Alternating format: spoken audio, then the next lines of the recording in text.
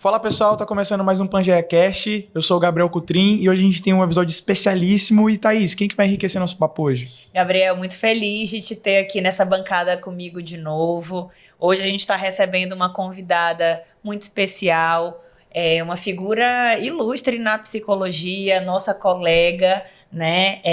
E eu acho que esse papo, acho não, tenho convicção de que esse papo vai ser muito instigante, né? Interessante para todo mundo que trabalha com psicologia, estudantes de psicologia também, né, que querem aprender mais sobre as áreas de atuação da nossa categoria profissional. E para isso, hoje a gente está recebendo a Alice Parentes, que é psicóloga, mestre e doutoranda em saúde coletiva na UFMA, especialista em psicologia hospitalar pelo Conselho Federal de Psicologia, especialista em gestalt terapia, especialista na modalidade residência integrada multiprofissional em saúde pelo HUFMA. Também é especialista em saúde mental e só podia ser ela para a gente falar sobre o que a gente quer falar hoje, que é sobre entrelaçamentos entre saúde e psicologia. Alice, é um prazer imenso te receber aqui no Pangeia Cast. A gente está realmente muito feliz. E aí, para a gente começar esse bate-papo, né, eu queria te dar as boas-vindas e te perguntar qual é a importância desse tema, né, pensando já na nossa área, né? Por que é importante um psicólogo entender, né, e trabalhar voltando o seu olhar para a área da saúde integral? Sim. Estou muito feliz de estar aqui no Pangeia Cast hoje, com essa dupla que eu admiro demais, né? E eu sou teu fã. É recíproco. A felicidade aqui é recíproca, né? De estar conversando e trocando com vocês hoje sobre esse tema, que é o tema do meu coração, né? Assim, a psicologia da saúde, a psicologia hospitalar é algo que me acompanha desde a graduação. E minha primeira experiência foi nesse contexto, né? Assim, na psicologia hospitalar, de forma mais específica. E acho que sempre, desde os meus estudos lá na graduação sobre psicologia da saúde, psicologia hospitalar, sempre me chamou muita atenção já que a gente está falando de entrelaçamento, né? Esse entrelaçamento da psicologia dentro desse contexto da saúde hospitalar mais específica com essas muitas outras áreas. Assim, no hospital a gente nunca trabalha sozinho, né? Assim, eu já escutei de alguns psicólogos que trabalham na clínica, né, no consultório. Eu acho que vocês têm muito conhecimento para falar disso, de que muitas vezes o trabalho no consultório é um trabalho um pouco solitário. Sim. Né? Quando a gente vem para o contexto hospitalar, a gente tem uma outra perspectiva. Gabriel aí tem as duas vivências. Eu acho que ele pode até pensar da solitude do consultório, da clínica, e do quanto no contexto hospitalar, esses entrelaçamentos, eles são, assim, do nosso cotidiano. A gente dialoga com o enfermeiro, principalmente com a enfermeira, né? Que eu acho que é a principal categoria, a que está ali na assistência mais próxima, cotidiana com o paciente, com o médico, fisioterapeuta, terapeuta ocupacional, né? Então, eu acho que é importantíssimo a gente pensar sobre esses outros entrelaçamentos, para além do entrelaçamento da psicologia com a saúde, com o hospital, o quanto o nosso trabalho no contexto hospitalar é um trabalho também dessa dimensão do entrelaçamento, e isso dialoga muito com esse grande tema que a gente conversa hoje, que é sobre a saúde. Hoje a gente pensa a saúde de uma forma multi, né? Diferente do que se pensava há algum tempo atrás, de que primeiro a saúde era a ausência de doença, depois a saúde, ela vem com essa dimensão muito mais ampla, né? A saúde como da ordem biológica, da ordem social, da ordem psicológica, e dessas muitas dimensões que nos compõem. E se a gente pensa na saúde dessa forma, dessa maneira mais ampla, o entrelaçamento com essas outras categorias é fundamental, né? Perfeito. Então, assim, é um trabalho que a gente não constrói sozinho, a gente vai construir com essas outras categorias, né? Então, eu acho que a grande importância da psicologia tá nesse viés, né, de pensar essa saúde para além dessa dimensão apenas biológica, e que, infelizmente, por mais que esse conceito seja antigo, né, de a saúde como sendo meramente biológica, infelizmente muitos profissionais ainda têm essa perspectiva, né, de que se a pessoa ela tá bem do ponto de vista orgânico, ela tá legal, né? Como se fosse suficiente. Não que não seja importante, é importantíssima essa saúde de ordem orgânica, biológica, mas ela não é suficiente para a gente pensar na integralidade desse sujeito. Perfeito. Né? Então, Eu te ouvindo aqui, né, fiquei pensando sobre essa dimensão do trabalho multiprofissional, que foi algo que você já começou pontuando, né?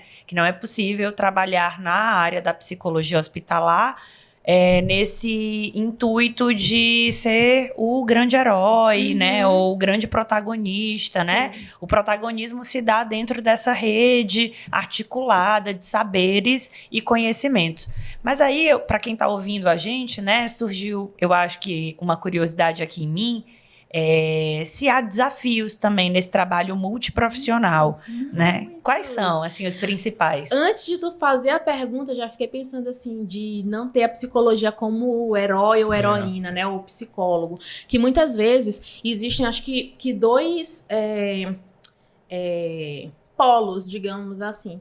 Tem esse que eu falei ainda agora, né? Esse profissional que não valida essa saúde mais ampliada, e tem aquele profissional que valida muito, e que isso é muito legal, isso é muito importante. Mas um desafio nesse outro polo do profissional que valida a psicologia, o assistente social, o terapeuta ocupacional, é muitas vezes pensar, poxa, vou trazer assim uma questão prática que inclusive eu tenho vivido na clínica em que eu estou. O paciente está internado há muito tempo. O paciente está internado há mais de 100 dias. Poxa, ele está muito triste.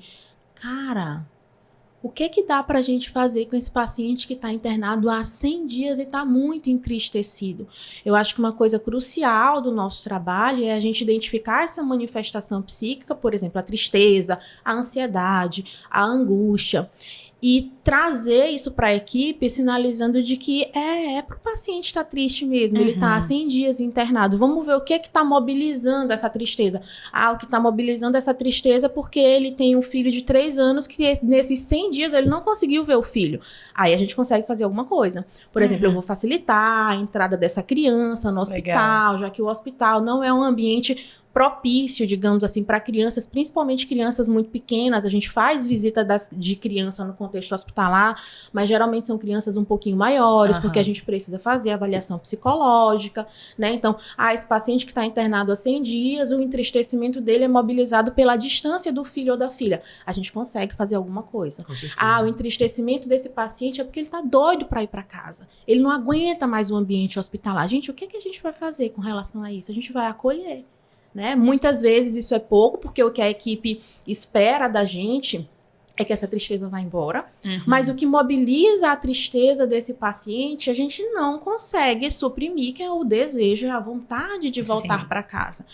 É muito angustiante, às vezes é frustrante para a gente e para a equipe, mas a gente precisa bancar isso. E eu acho que isso dialoga com o que eu falei anteriormente sobre essa saúde que é de forma né? Essa saúde que é ampla, né? Essa tristeza, ela está relacionada a questões que a gente não consegue resolver agora. Esse paciente, ele precisa continuar internado, e aí a gente, enquanto equipe, vai ter que lidar com essa frustração, com essa impotência, né? Que é, poxa, eu consigo dar um remédio para dar conta daquele sintoma que é a dor, a infecção, a inflamação, mas a gente não consegue, né? Suprimir essa tristeza. Até consegue, né, por algumas formas medicamentosas, mas eu acho que é inclusive uma reflexão que a gente precisa fazer. Será que de fato, dialogando, claro, com a equipe, será que de fato, nesse momento, é importante a inserção medicamentosa, né? Ou será que ele precisa de um acolhimento, de uma escuta, de dar voz e dar vez a isso que é muito sofrido, e aí a gente precisa sustentar um lugar que é um lugar que a gente não vai estar nesse papel de herói, de heroína. Sim. Pois é, tipo assim, tô falando isso, é muito interessante porque também tem a ansiedade do paciente e às vezes tem a ansiedade da equipe, né? Sim. Porque assim, é muito comum que, sei lá, fulano tá chorando, chama um psicólogo pra ir lá. Se tu não tiver um bom diálogo com a equipe, falar assim, poxa, aquele momento é dele, talvez essa pessoa eu possa passar lá depois, seja um momento interessante, porque o nosso trabalho no hospital principalmente é muito criativo, né? Sim. Tem que ter muita criatividade pra às vezes lidar com as demandas e eu vejo que às vezes as pessoas negligenciam um pouco essa coisa do contato com a equipe, tu tem uma equipe forte, e às vezes tu sabe, né, tipo, em hospital às vezes tem troca de equipe de setor, e às vezes tu fica perdido, Tipo, tu elabora um vínculo legal com a equipe, do nada a equipe muda. É bem comum isso, né? Tipo, tu sai de um setor pro outro, de plantão pro outro. E se a gente não tem um diálogo legal com a equipe, até fazer alguma coisa criativa é difícil, né? Sim. A gente trabalha quase que como um organismo só, assim. Acho que 2 coisas principais aí, eu vou só citar para eu não me perder, que é a questão do choro e a questão desse diálogo com a equipe, né? Eu vou começar falando sobre esse diálogo com a equipe. É muito importante, e aí os textos da psicologia hospitalar vêm trazer isso, né? Que o lugar do psicólogo é na enfermaria, o psicólogo hospitalar, né? É beira-leito, é no posto, junto com a equipe, não é na sala da psicologia. Por exemplo, o hospital que eu trabalho hoje não tem sala da psicologia. É péssimo porque, assim, para a logística, né, do meu trabalho, seria importante para alguns casos em específico, mas se a gente olha por um outro lado, é muito legal, porque isso permite que eu tenha um diálogo com essa equipe. Por exemplo, se tem uma sala da psicologia, eu passo o dia lá fazendo atendimento, que horas que eu vou trocar com essa equipe? Que horas que eu vou sinalizar para essa equipe qual é o meu papel? Porque esse é um outro trabalho do psicólogo hospitalar dentro do hospital, né? É sinalizar para a equipe qual é o meu papel. Por exemplo, o choro, eu brinco sério que o choro e a morte dentro do hospital não são propriedades do psicólogo. O paciente está chorando, o acompanhante está chorando, não é necessariamente o psicólogo que tem que ir lá, né? Será que o enfermeiro, o terapeuta ocupacional não pode ir lá e questionar o que foi que aconteceu? Posso te ajudar em alguma coisa? Qualquer pessoa humana, assim, né? Nessa condição de humanidade, né? poderia fazer. Ir lá, mas espera-se mais, né? Do nosso papel enquanto profissionais mesmo, né? E é importante pontuar, assim, quando, por exemplo, um profissional vem com essa demanda, Alice, eu queria que tu fosse lá no leito tal do seu fulano, a família tá chorando, né? E aí, quando eu vou lá, a família tá chorando porque recebeu um diagnóstico difícil, porque o paciente morreu, né? E aí eu faço a escuta, claro, porque isso chegou até mim através da equipe, e depois eu sinalizo, olha, o choro do paciente, o choro da equipe, da família, né? Era por conta disso. E aí, isso já entra no âmbito da avaliação psicológica no contexto hospitalar. Tem manifestações psíquicas que, se a gente fala do contexto extra-hospitalar, a gente... Nossa, isso aqui é estranho, vamos olhar para isso aqui com atenção, porque isso daí tá desviando um pouco. Se a gente olha para o contexto hospitalar, muitas vezes essas reações, elas são esperadas para a vivência da hospitalização. Tanto que quando a gente vai, por exemplo, buscar... que tem uma escala que eu gosto bastante de ansiedade e de depressão no contexto hospitalar, o score dela é bem alto, né? Sinalizando que essas 2 manifestações, principalmente ansiedade e depressão, elas são manifestações que são esperadas para esse contexto, né? Então, a gente... E aí, quando a gente é chamado nessa demanda do choro, da morte, a gente tem uma intervenção que é dupla aí, né? Intervenção junto com o paciente ou junto com a família, mas é uma intervenção também junto com essa equipe. Olha, eu fui lá, eu fiz a avaliação, né? Na escuta, ele me trouxe que ele tá chorando por uma notícia difícil que recebeu, né? Então, esse entristecimento, ele é esperado para esse momento, né? Para que a equipe também tem essa percepção de que, diferente do que é da ordem do orgânico, que a gente medicaliza e o sintoma vai embora, as questões psíquicas, elas funcionam de uma outra forma. É saudável, né? É saudável, né? Às vezes eu até, dependendo da relação com a pessoa que me fez esse chamado, né? Desse profissional, eu digo, que bom que ela tá chorando, né? Isso está dizendo que ela tá elaborando, que isso... Ela está dizendo não. Isso é um facilitador para a elaboração desse luto, seja um luto pela morte, seja um luto pelo recebimento de uma notícia difícil, né? Então, isso também é um trabalho de formiguinha que a gente tem que ir fazendo com a equipe, porque ela muitas vezes está nessa lógica, que a lógica do sintoma é esse, a intervenção é essa, e depois que eu faço a intervenção, o sintoma foi embora, né? E assim, o nosso trabalho não é dessa ordem, o nosso trabalho é de outra forma. Processual mesmo, né? E esse sintoma, ele é importante porque comunica, além, né, disso que vocês estão dizendo, um sinal importante de como aquela pessoa está elaborando, muitas vezes também um sinalizador do quanto ela compreende do que está acontecendo ali, né? Então, a ausência do choro, às vezes, também pode ser um sinal de incompreensão, né?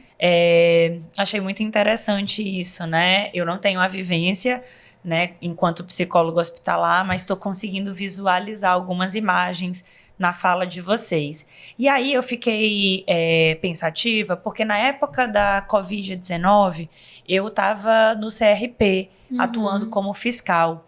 E foi muito comum naquela época nós recebermos na COF, na Comissão de Orientação e Fiscalização, um pedido de orientações de psicólogos do âmbito, né, dos hospitais, que eram os profissionais da linha de frente, que não puderam, né, se ausentar dos seus postos de trabalho, buscando orientação do CFP ou do CRP sobre a questão da comunicação de notícias difíceis, né?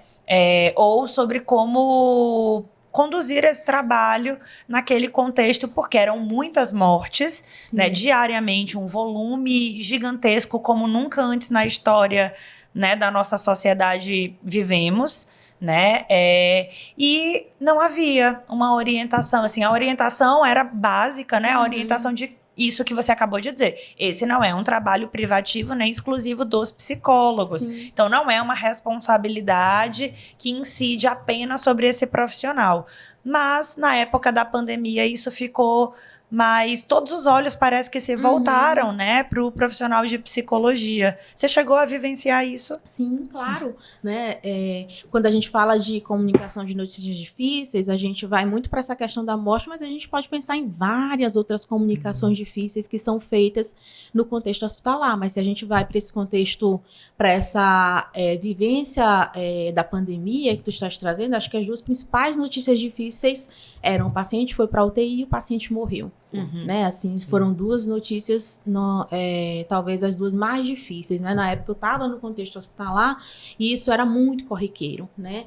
Que o psicólogo muitas vezes ele era convocado na época da pandemia, hoje ele ainda é convocado, né, para essas comunicações.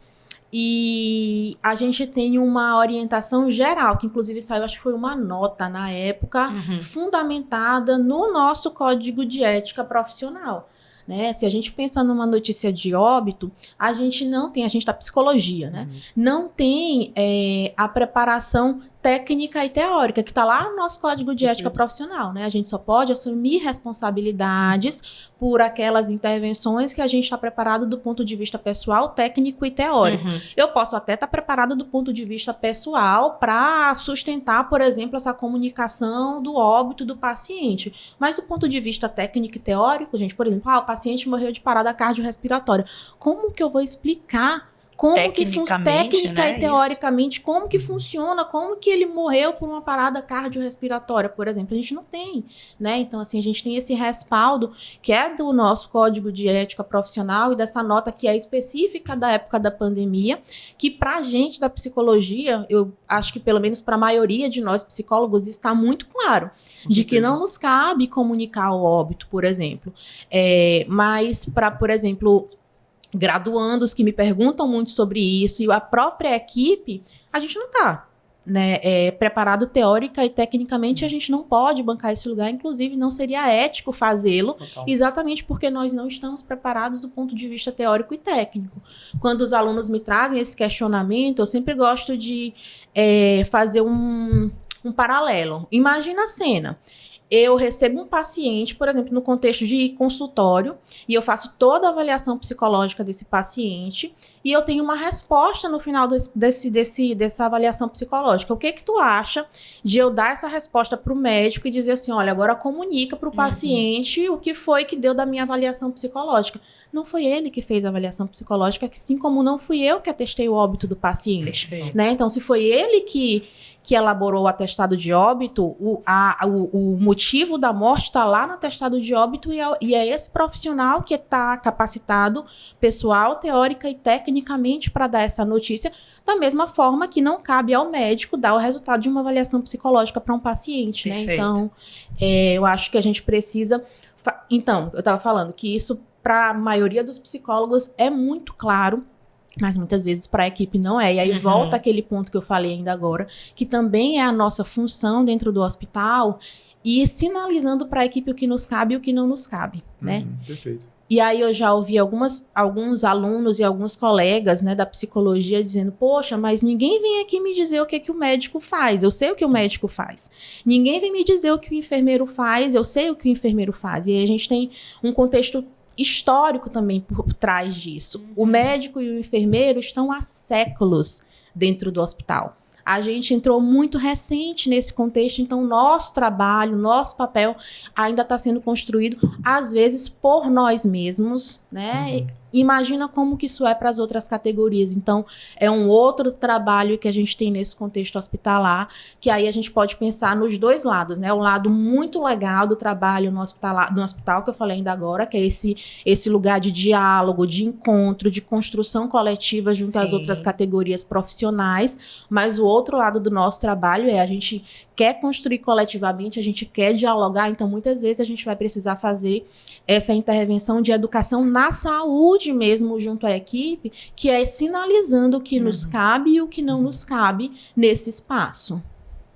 Eu queria te perguntar uma coisa, que, assim, não fugindo muito disso, mas toda vez que eu discuto, Alice, e tô falando de mim, tá? Eu fico assim, caraca, pô, a Alice é incrível, ela fala muito bem, ela domina o assunto e tal.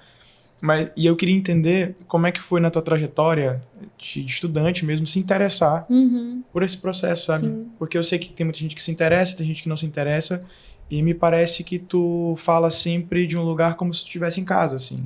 E eu queria entender como é que foi essa tua trajetória. Tu sempre gostou dessa área da psicologia, desde a graduação? Como é que foi isso?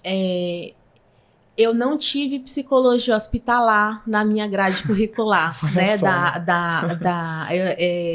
É uma história que eu gosto de contar, inclusive, né? Quando os alunos me dizem, a carga horária de psicologia hospitalar é muito pequena, né? Eu queria aprender mais sobre psicologia hospitalar. Gente, deixa eu contar uma história para vocês. Eu amo a psicologia hospitalar, né? Eu estou há 12 anos imersa nesse campo, 12 anos na prática, né? Da psicologia hospitalar, mas se a gente vai para essa história anterior à minha formação, a gente pode pensar nesses últimos, principalmente 2, 3 anos de graduação, em que eu já fui me aproximando dessa leitura da psicologia hospitalar. Então, eu vi psicologia hospitalar na graduação de forma muito pontual, né? Na disciplina Psicologia, Ciência e Profissão, que é aquela introdutória que a gente vê, assim, de forma bem geral. Eu acho que foi Psicologia da Saúde, ou Saúde Coletiva, não me lembro agora, que a gente também se aproximou um pouquinho, né, dessa questão do hospital, mas, assim, um grande divisor de águas para mim, na época da graduação, foi participar de um projeto que eu sou apaixonada pelo SUS, né? Que foi o VerSUS, que são as vivências e estágios na realidade do SUS. Legal. Então, eu tinha até o VerSUS, que foi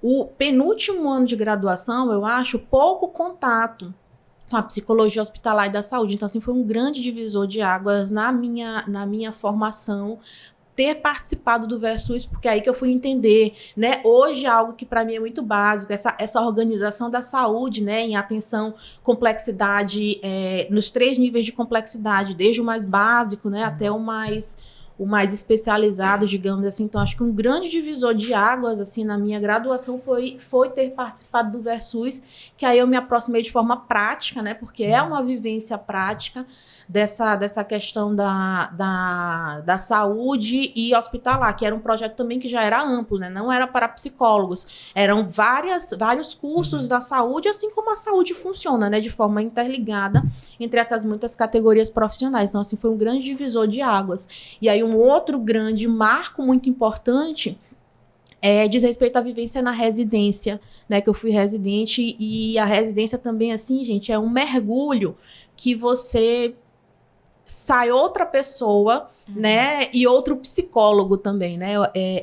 Eu acho que esses foram 2 grandes divisores de água dentro da minha formação, que me fizeram ir me aproximando cada vez mais da saúde e de forma mais específica do contexto hospitalar. Que legal. E massa que parece que foi uma grande justiça, né? Porque tu continuou dando aula, teve estudos em psicologia também, que eu participei por um tempo, e que acho que formou muita gente conseguiu trabalhar melhor e tá mais focado, tá mais interessado. Eu te conheci dentro do hospital, não como paciente, mas lá nós 2 trabalhando, e muito interessante olhar para isso, né? Porque, assim, às vezes quando eu olho pessoas que estão trabalhando em áreas, eu sempre me interesso muito pela trajetória. Sim. E eu acho que, tipo, pela escassez que tu teve no começo, tu continuar buscando isso, até hoje busca e trabalha, né? Eu acho que deixa mais arrojado o teu processo também, para continuar lutando. Eu sou muito orgulhosa do meu percurso dentro da psicologia hospitalar. Assim, tanto na área assistencial, quanto na formação também de outros psicólogos, seja dentro da graduação, seja através dos estudos em psicologia, né, que eu precisei me distanciar um pouco dessa dimensão mais da educação, né, da docência, mas é algo que eu gosto muito. E eu tenho muito um compromisso também, né, assim, poxa, e resgatando um pouco da minha história também, né, poxa, eu não tive isso. Se eu tivesse tido um projeto como estudos em psicologia, ou mais vivências dentro da psicologia, eu gostaria muito de ter tido alguém, assim, que me inserisse na psicologia hospitalar, que eu precisei fazer isso de forma independente. Eu gostaria muito de ter tido isso, né, então isso vem muito da minha história, de algo que eu não tive, e muito de um compromisso também, né? Poxa, deixa eu mostrar o que é a psicologia hospitalar, eu fico muito feliz, né? Eu tenho vários alunos nas redes sociais, eu fico muito feliz quando eu vejo eles em estágios no hospital, ou como... Tem vários alunos que me mandam, quando sai resultado da residência integrada, né, da residência multiprofissional, professor, eu fui selecionado na residência, eu fico muito feliz. Legal. Muito feliz de verdade. Acho que assim, a minha maior realização profissional é quando eu percebo que meus ex-alunos, agora colegas de trabalho, têm um interesse pela área e eu acho que a psicologia... ela tem muito a crescer nesse contexto, no contexto hospitalar. Então, quanto mais gente for formada de uma forma ética, de uma forma comprometida com a psicologia hospitalar, eu fico muito feliz. Muito feliz mesmo. Eu me senti muito apadrinhado na época que eu te conheci, porque assim, eu tava acabando de começar no hospital, eu te conhecia, a gente trocou ideia, inclusive, para quem não sabe, a Alice me inseriu dentro da educação também. Então, ela está presente na minha carreira de forma muito presente, né? E é incrível como tu consegue... Arquivo confidencial. É incrível como tu consegue, tipo assim, deixar a pessoa segura do que tá fazendo com a tua orientação, sabe? Eu sempre me senti muito seguro estando perto de ti nesses contextos, né? Então, tipo, pô, Gabriel, isso aqui é legal, cara, vai por aqui, olha, isso aqui é interessante, pô, confio em ti. Pô, ter uma pessoa que confia em ti quando tu tá tentando ampliar teus horizontes é, assim, essencial. E eu acho que tudo aquilo que tu não teve, tu conquistou de outra forma, né? E passa pras pessoas assim. Sim. É muito bom ouvir isso, porque é exatamente disso que eu tô falando, né? Assim, do quanto estar junto com pessoas que têm essa proposta, esse desejo, poxa, eu quero estar inserido no hospital, eu quero estar inserido na docência, né? Muito legal compartilhar essa paixão com outras pessoas, né? E eu não deixei Gabriel seguro, eu só... mostrei pra ele aquilo que ele já era, que ele já é, na verdade. Eu, ouvindo vocês, né, tem uma fala tua que me pega, que é, enfim, pensando no teu percurso, e aí você fala sobre como você fica feliz de ver essa área crescendo, e que ainda tem muito chão a ser percorrido, né, porque foi uma entrada muito mais recente, o psicólogo no hospital, do que, por exemplo, os outros profissionais que também compõem essa equipe. E aí eu fiquei aqui pensando, né, e eu posso até estar arriscando um palpite errado, mas de uns tempos para cá, eu percebo um aumento na discussão mesmo da psicologia hospitalar, né? E aí, nessa discussão da psicologia hospitalar crescente, eu acho que uma das entradas foi o aumento da discussão dos cuidados paliativos. Então, a gente tem uma... né, autora muito conhecida, que é a Ana Cláudia Quintana Arantes, né, que tem alguns livros publicados, né, como A Morte é um Dia que Vale a Pena Viver. E aí eu imagino, né, eu quero te ouvir para tu me dizer se esse raciocínio faz sentido, que essa também foi uma perspectiva que foi se abrindo para o cotidiano, assim, para as pessoas, no senso comum mesmo, né? Porque não é um livro técnico especializado só para quem é da psicologia ou para quem trabalha com a saúde. E eu acho que essa discussão, ela foi também fomentando essa perspectiva de um comprometimento da psicologia com esse lugar. Sim. Faz sentido? Total, né? Os cuidados paliativos são uma modalidade de cuidado muito diversificada, muito ampla. Rompe com aquela ideia que eu falei no começo do episódio, né, da saúde orgânica. Não que os cuidados paliativos não vão olhar para essa dimensão orgânica do sujeito, mas eles ampliam esse olhar para as outras dimensões, eu acho que como nenhum outro setor, nenhuma outra especialidade consegue fazer, né? Por exemplo, quando a gente pensa nos cuidados paliativos, as pessoas elas ainda ficam dentro do hospital muito horrorizadas, né? Nossa, a equipe de cuidados paliativos veio, eu entrei nos cuidados paliativos, né? Como sendo algo relacionado obrigatoriamente à morte, ou a terminalidade naquele momento, né? Quando não, cuidado paliativo os cuidados paliativos são algo muito mais amplo. Se a gente vai para o conceito dos cuidados paliativos, a gente tem um cuidado que ele é para pessoa com uma doença ameaçadora da vida, né? Então rompe total com esse medo que as pessoas ainda têm com relação a cuidado paliativo é o paciente que está morrendo, né? Não, cuidado paliativo é para essa pessoa que tem uma doença ameaçadora da vida. Muitas vezes essa doença ela não tem cura, mas não obrigatoriamente, né? Então, quando a gente pensa nessa pessoa, né, com essa condição que a vida, com essa doença ameaçadora da vida, na verdade, a gente sai da lógica do poxa, essa doença ameaça a vida desse paciente, são sintomas orgânicos que são de manejo muito difícil, uma dor que é acentuada, por exemplo, e que às vezes nem a morfina dá conta daquela dor, são sintomas às vezes respiratórios, então são sintomas de difícil manejo, que muitas vezes as intervenções são para o controle desses sintomas, para dar mais qualidade de vida, e aí a gente pensa nessas outras dimensões, o que se pode ser feito para aumentar a qualidade de vida, que é um dos princípios, inclusive, dos cuidados paliativos, que dialoga muito com essa dimensão da espiritualidade, do suporte psicológico, né? Então, os cuidados paliativos, eles ajudam a abrir caminhos para a psicologia dentro do contexto da saúde, quando vem com essa lógica, que não é uma lógica obrigatoriamente curativa, mas é uma lógica que permite dar muito mais qualidade, permitir muito mais qualidade de vida para esse paciente, dignidade, para esse familiar, né? Então, sim, sem dúvidas, os cuidados paliativos, eles acabam potencializando, auxiliando a potencializar o papel do psicólogo nesses dois contextos, da saúde e no contexto hospitalar. E como é que tá isso hoje? A realidade aqui no Maranhão, na capital, né? Aqui em São Luís. Como é que tá enfim, né? A disposição nos hospitais dessa equipe de cuidados paliativos, né? Temos pessoas, outros profissionais, além de psicólogos bem treinados, né? Olhando também por essa perspectiva, médicos, pensando também nessa ideia de dar dignidade para aquele paciente, enfermeiros, né? Como é que está esse diálogo? Sim, os cuidados paliativos têm ganhado uma expressão maior, né? Por exemplo, no hospital onde eu trabalho, são várias as especialidades, né, médicas principalmente, que participam dessas equipes de cuidados paliativos. Então, a gente tem percebido, sim, uma expansão, mas, infelizmente, ainda não é uma expansão da forma como eu acho que a gente, como deveria ser. Por exemplo, se a gente pensar no conceito dos cuidados paliativos, que eu falei ainda agora, né, é um cuidado para pessoas com doenças ameaçadoras da vida, isso é muito amplo, né, e muito subjetivo também, né, o que ameaça a minha vida, talvez não ameace a sua, né, mas é um conceito muito amplo, e a minha percepção é que nem todo paciente que tem doença ameaçadora da vida hoje consegue ser acompanhado por um profissional dos cuidados paliativos. Nunca li sobre isso, mas a minha percepção os profissionais de saúde, eles ainda têm alguma resistência com os cuidados paliativos porque a saúde ainda funciona muito pela lógica curativa. Aquela lógica que eu falei ainda agora, principalmente, o sintoma é esse, a intervenção vai ser essa, e o desfecho vai ser a redução desse sintoma.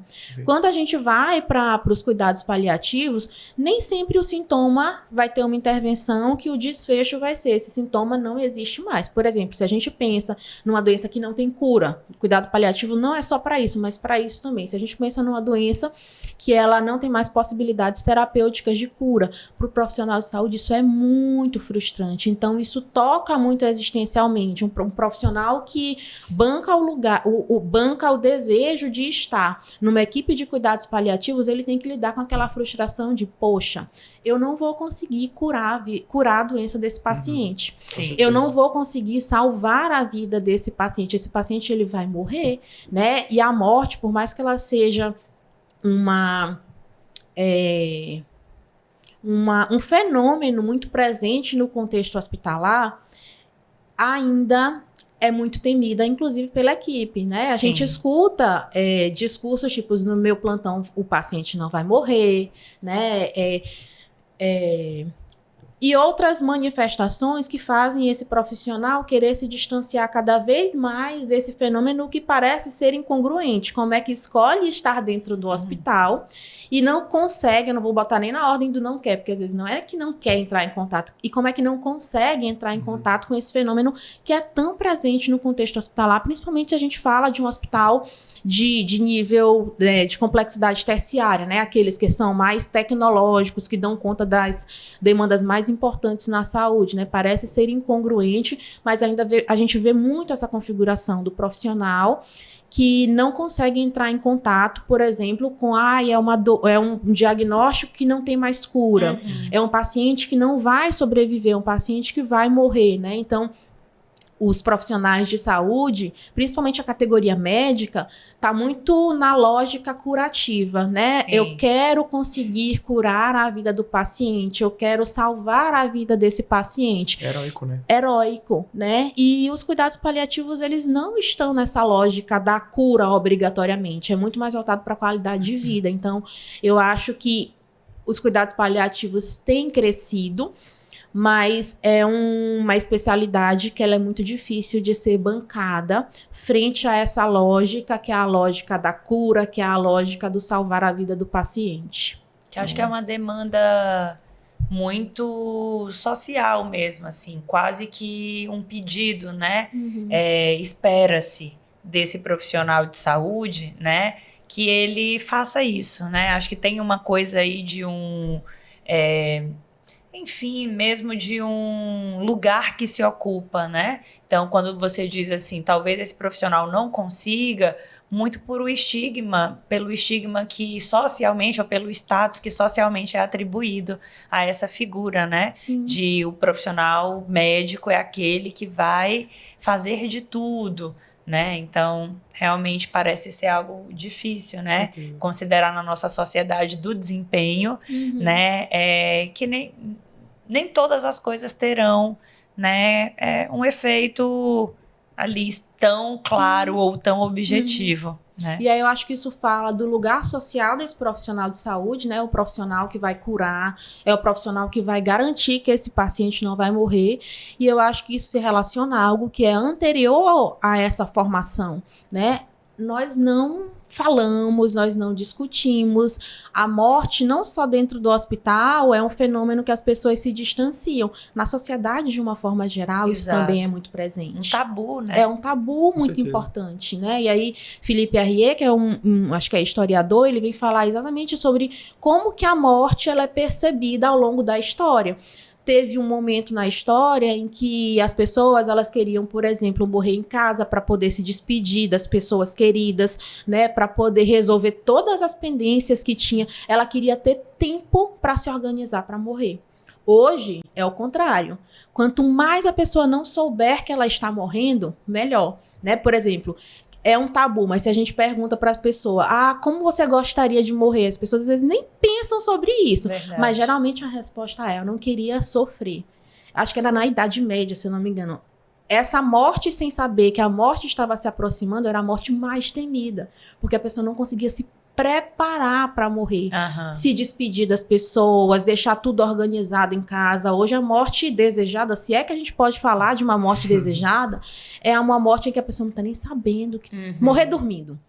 Como é que tu quer morrer? Eu quero morrer dormindo, né? Então, Sim. assim, o fenômeno da morte na nossa sociedade, né, é um fenômeno que a gente tem se distanciado cada vez mais. E como que a gente quer se distanciar da morte desde a infância? Porque é isso, né? A gente retira, inclusive, as crianças do funeral, do velório, né? Porque não é lugar de criança, né? Que é inclusive uma fala que é trazida na nossa sociedade. Como que a gente embute essa representação de que a morte é algo indesejado, é algo que eu não quero falar, é algo que eu não quero pensar sobre, e se exige do profissional de saúde um outro desempenho, que ele se aproxime, né? Então eu acho que isso é anterior a...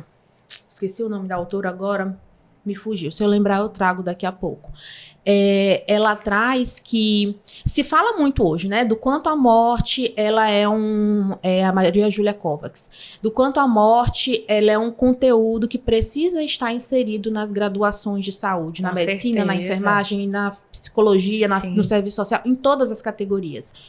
Isso já é um debate que a gente já considera como de fato, isso é importante. Sim. Eu acho que a Maria Júlia Kovacs que traz isso deveria ser anterior.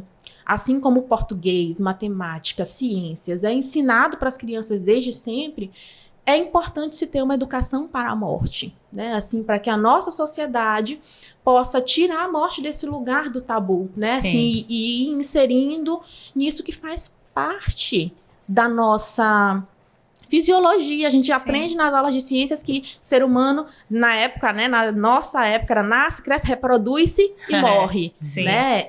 E como que a gente sabe dessa sequência, mas a gente tem uma resistência tão importante com esse fenômeno que é a morte, né? Então, é um conteúdo que é um tabu na nossa sociedade, por mais que a morte hoje aconteça muito mais nos hospitais do que em casa, que também é uma outra diferença, né? Assim, a morte, ela foi institucionalizada no último século, ela acontece no hospital, principalmente dentro das UTIs, ela continua sendo um tabu também dentro desse espaço em que a morte ela é tão corriqueira. Verdade. Eu fiquei aqui pensando, né? Tem algumas perguntas, e aí eu também quero deixar tu fazer mais perguntas, mas é porque eu tô muito animada. Não, mas aqui. eu tô curtindo as perguntas.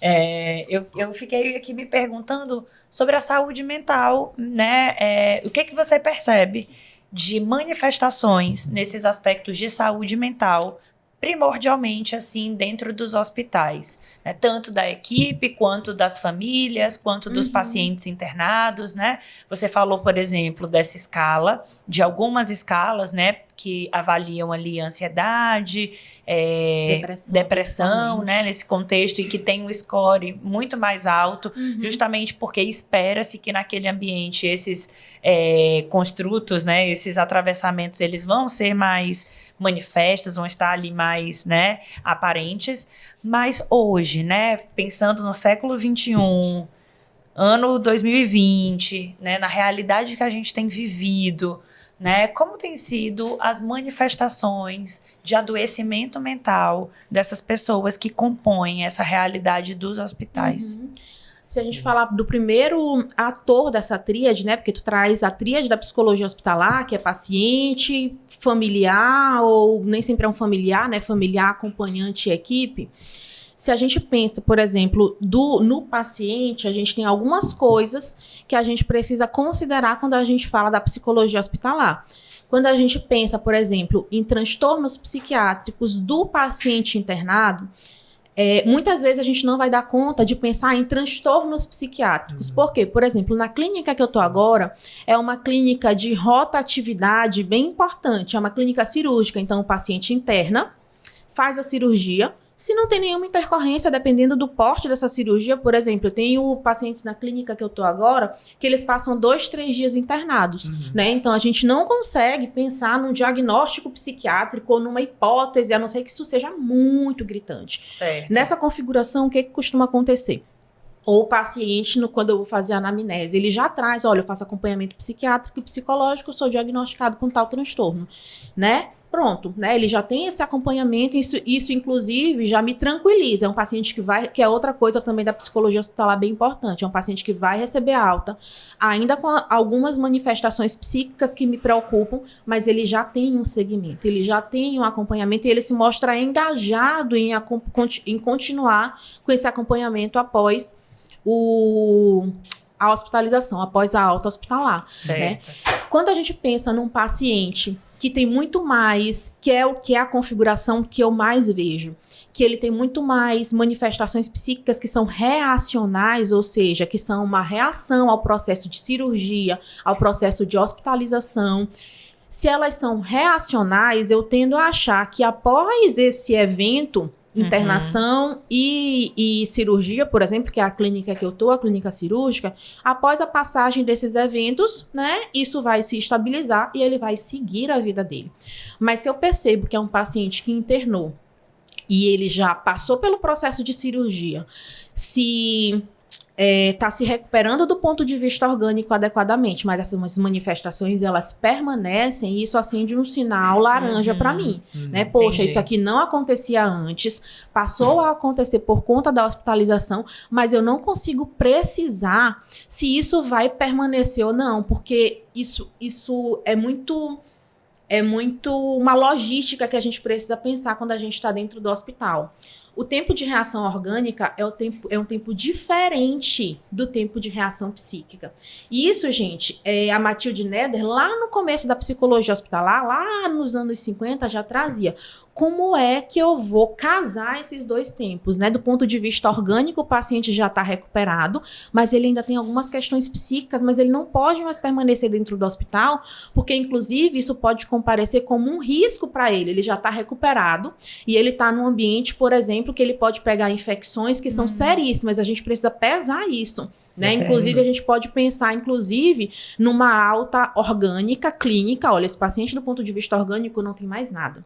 Mas ele ainda tem questões psicossociais que precisam ser pesadas. E aí a gente precisa dialogar com essa equipe, fazer um balanço, custo-benefício, né? Aí. O que é menos prejudicial para esse paciente? É ele permanecer internado para que a gente dê conta dessas questões psicossociais, mesmo sabendo que ele está, uma fala que é muito comum dentro do hospital, ocupando o leito, porque ele não tem mais uma demanda orgânica, né, mas ele ainda tem uma questão psicossocial e esse leito está travado e tem outro paciente que precisa internar e ocupar esse leito. Então, muitas vezes é um balanço mesmo que a gente precisa fazer com essa equipe. O que é menos prejudicial para esse paciente? Sim. É ele continuar, ele se submeter a esse risco, por exemplo, de pegar uma infecção. Vou pensar no extremo aqui, tá, gente? Ou ele ir para casa com um pensamento suicida. Total. Né? Então, assim, a gente precisa fazer esse balanço mesmo, porque o tempo orgânico é diferente do tempo psíquico. Total. Se a gente pensa numa demanda que pode ser acompanhada do ponto de vista ambulatorial, é fazer a sensibilização desse paciente, né? Por exemplo, no hospital em que eu estou, eu tenho um ambulatório de saúde mental, então eu consigo fazer esse encaminhamento para ele, né? Então, ele ainda tem demandas psíquicas. Eu tendo a achar que quando ele voltar para casa, que é um outro ambiente, quando ele voltar para o trabalho, quando ele voltar para esse lugar afetivo, que é a família, os amigos, provavelmente essas demandas elas vão reduzir, né? Mas eu faço essa orientação, olha, tem um ambulatório de saúde mental, e se o hospital em que eu estou não tem, que quando a gente quando eu e Gabriel a gente se encontrou, era um hospital nessa configuração, É difícil. que não tinha um ambulatório de psicologia, a gente precisa fazer esse encaminhamento para a rede, mas fazer o encaminhamento de uma forma muito amarrada. Que não garante, né? Não garante. Não garante, inclusive, que esse paciente ele vá buscar e não garante que ele vá encontrar, principalmente se a gente pensa nos serviços públicos. E aí eu acho que é um compromisso ético a gente falar, olha, tem esses lugares aqui, mas se você não encontrar, você pode retornar aqui.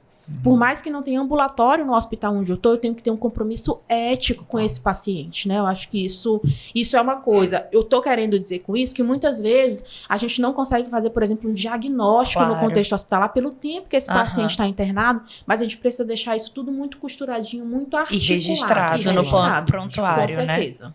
Porque quando a gente articulando, a gente não consegue monitorar. Tipo, às vezes tu não consegue entrar em contato com outra instituição e falar, pô, fulano tá aí. Às vezes não dá, né? Sim. E entendendo mais do que tu tá falando, Alice, qual tu sente que hoje são os maiores desafios na tua atuação nesse processo? Eu sei que são muitos, mas qual que tu sente que pô, Gabriel, isso aqui pega um pouco mais? Eu acho que a gente volta lá pro começo, que é a questão da equipe. A equipe, né? É um desafio com a equipe, assim, de muitas vezes invalidar o papel mesmo da psicologia. Por exemplo, eu fico muito chateada, muito aborrecida, né, assim, compartilhando com vocês.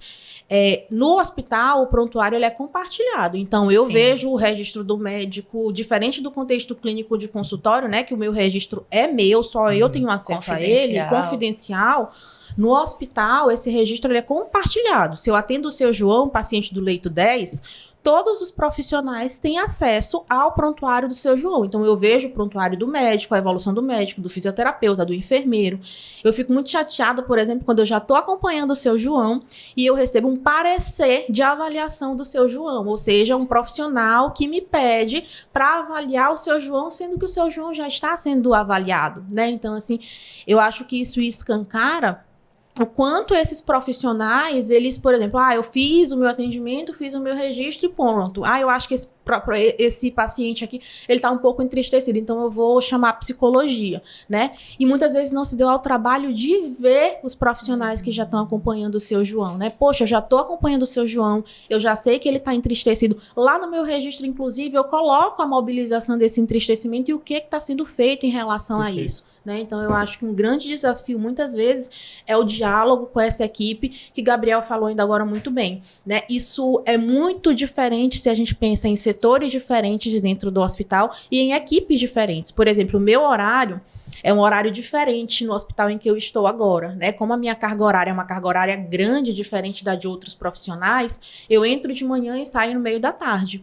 Então, eu pego a equipe da manhã e eu pego a equipe da tarde. Às vezes, eu percebo, assim, nitidamente que a equipe da manhã é de uma forma e a equipe da tarde é de outra forma com relação à validação do papel da psicologia, né? Poxa, o papel da psicologia que é muito importante. Eu percebo um diferencial quando o paciente ele é acompanhado pela psicologia, né? Então, eu acho que essas relações com a equipe, eu ouso dizer que tanto é um desafio, quanto é algo que a gente já caminhou muito. Sim, eu acho que a gente pode pensar nessas duas coisas, assim, esse mesmo elemento, tanto como um avanço da psicologia, no sentido de que a gente já consegue dialogar muito com a equipe, mas ao mesmo tempo também é um desafio. Com certeza. Porque é do desafio que vem, né? As possibilidades, né? As reconstruções. Sim.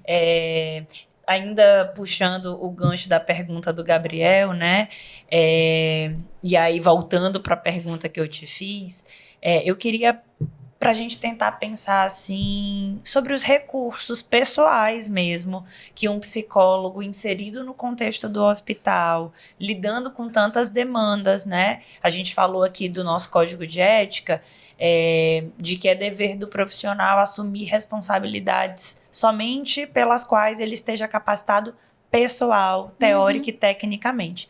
Como se capacitar pessoalmente para ocupar esse espaço, né, para lidar com tantos desafios, né? Claro que não tem uma fórmula, mas se você puder compartilhar com a gente, né, como você faz para chegar ao final do dia, uma carga horária, a gente conversava aqui nos bastidores, né, tão extensa, tão extenuante, 40 horas, né, semanais aí dedicadas a esse trabalho, inserida nesse contexto, como, né, trabalhar os recursos pessoais. Sim. Eu acho que a primeira coisa é a identificação com o trabalho, né? Imagina um psicólogo, uma pessoa que diz, gente, eu não gosto de hospital, está inserida nesse contexto. Eu acho que a primeira coisa é a identificação com o trabalho amplo da psicologia hospitalar e depois com o trabalho específico, porque quando a gente fala da psicologia hospitalar, né, a resolução lá que fala do conselho que aborda as especialidades, quando vem falar sobre a especialidade da psicologia hospitalar, coloca que a gente se insere em distintas especialidades, né? E aí a gente pensa nas especialidades médicas. Sim. Por exemplo, agora eu tô na clínica cirúrgica. Eu sou uma apaixonada pela neonatologia, mas eu não tenho saúde hoje para estar na neo. Né? Quando eu soube da minha gravidez, eu estava dentro da neonatologia, primeira coisa que eu disse, gente, esse lugar aqui eu não consigo sustentar nesse momento da minha vida do ponto de vista pessoal. Então, porque teórica e tecnicamente eu conheço a neonatologia, mas pessoalmente eu não conseguiria estar naquele lugar. Por exemplo, um dia desse eu estava pensando que eu já trabalhei na oncopediatria.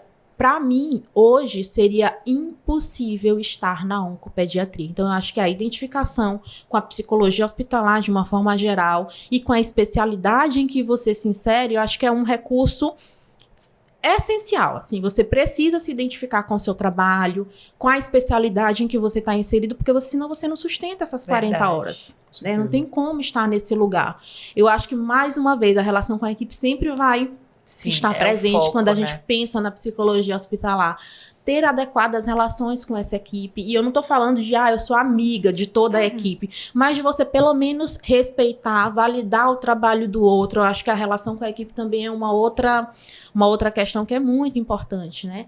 E perceber aquelas afetações, né? O que me afeta nesse atendimento, né? No acompanhamento, no segmento desse paciente. Já aconteceu, por exemplo, de eu atender o paciente uma vez, o paciente não rolou o atendimento. 2 vezes, 3 vezes, 4 vezes. Eu fui nesse paciente monossilábico, receptivo ao atendimento, mas monossilábico.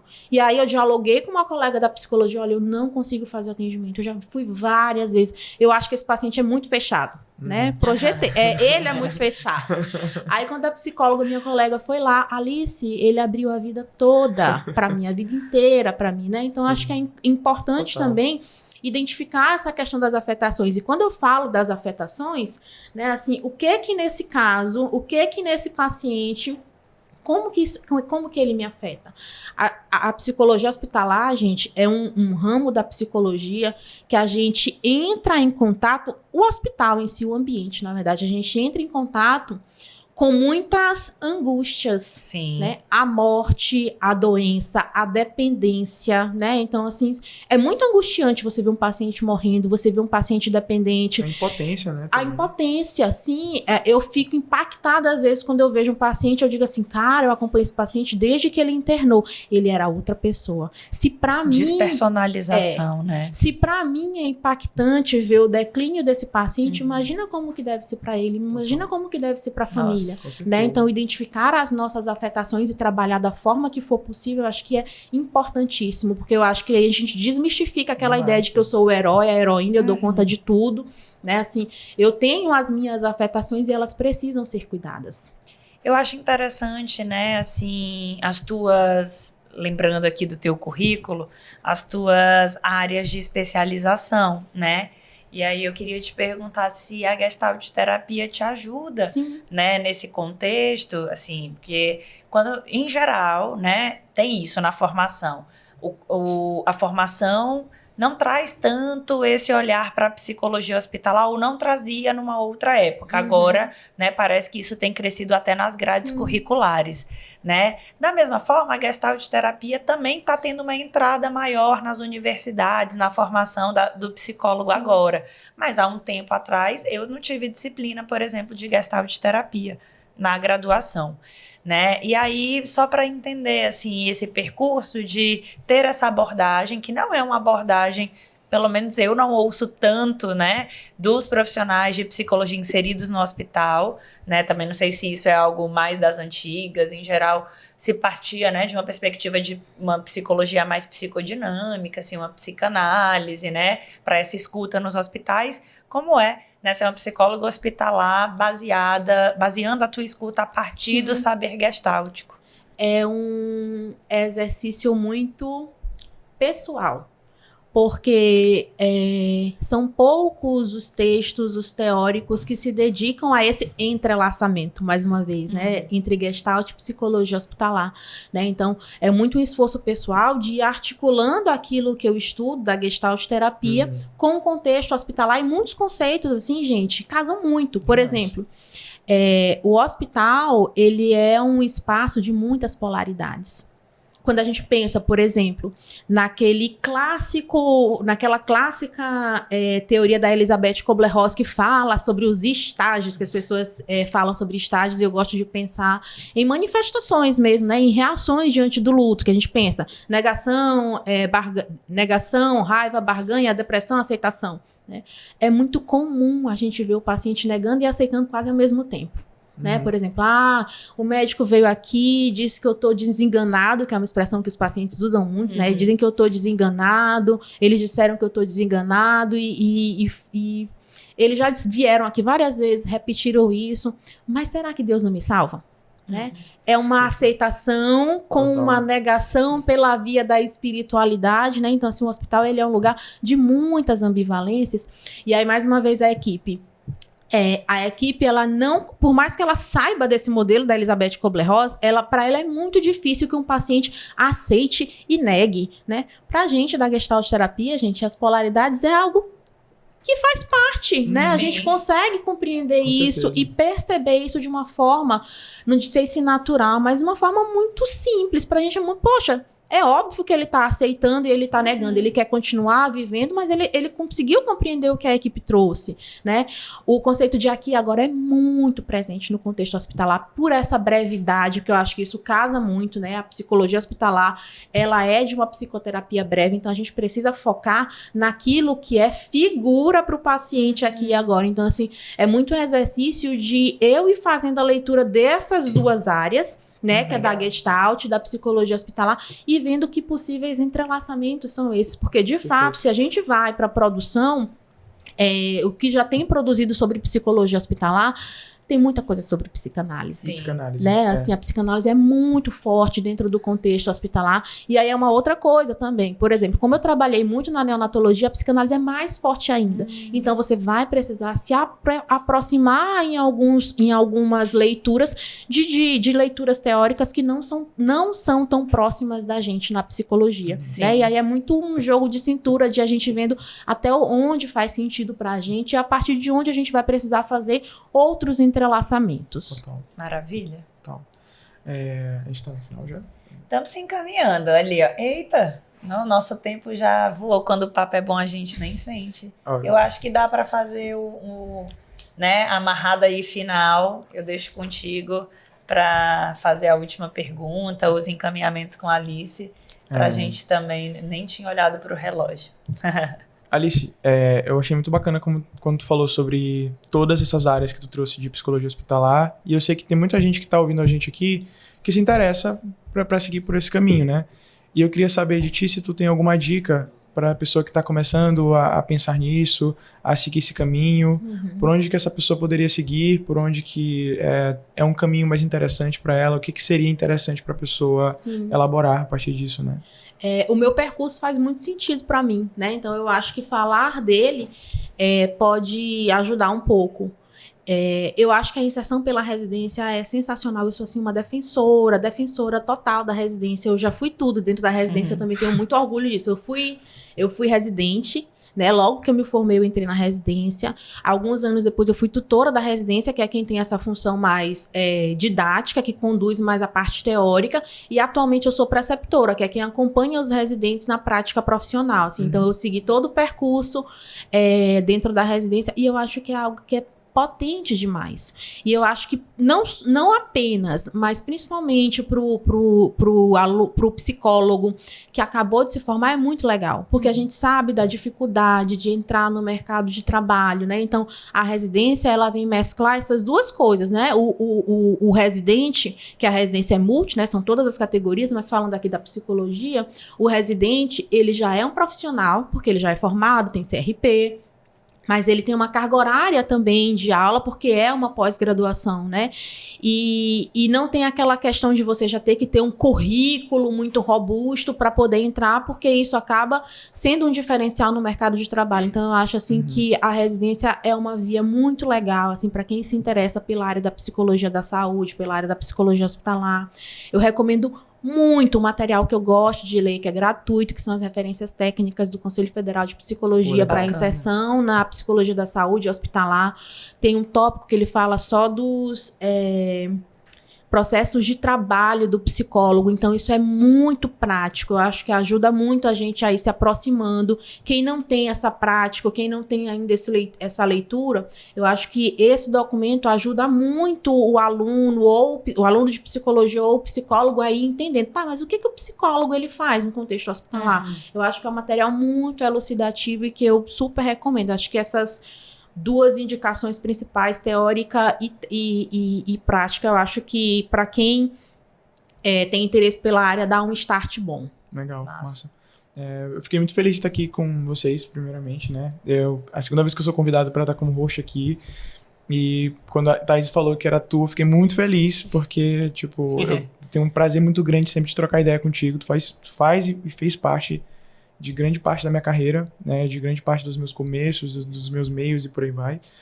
E me senti muito... Cara, teve uma hora que vocês estavam falando que eu esqueci que eu tava no podcast. Eu tava assim assistindo, assim, Sala caraca, de aula, né? Eu também senti que eu eu tava ia dizer que numa faltava só uma aula. cerveja, que era... Mas eu me sinto muito feliz de estar aqui, um prazer muito grande. Thaís, obrigado pelo Eu convite que mais quero uma vez. agradecer sempre, a tua parceria é muito massa. Alice, muito obrigada por contribuir com a gente no Pangeia Cash. Queria saber se você quer divulgar rede social ou algum curso ou qualquer coisa que você esteja fazendo, né, esse espaço. E também para você se despedir de todo mundo e te agradecer mais uma vez. Mais uma vez, gente, eu agradeço muito, foi muito legal, né? Também não vi o tempo passar. Falar sobre uma grande paixão com duas pessoas que são referências para mim, eu acho que isso ajudou esse tempo a passar e a gente nem vê. Então, eu quero agradecer muito. Eu tenho um carinho muito grande pelo Pangeia, né? Assim, é uma alegria muito grande quando o Thaís me convidou. Eu fiquei muito feliz, né? Então, eu acho que a gente fez trocas muito legais. Foi massa. Certo? Foi massa. E aí a rede social é Alice Parentes, né? Eu compartilho questões profissionais, pessoais, então é só seguir. Perfeito. Show Pessoal, demais. até a próxima. Hoje a gente fica por aqui. Tchau, tchau. Falou, pessoal. Tchau.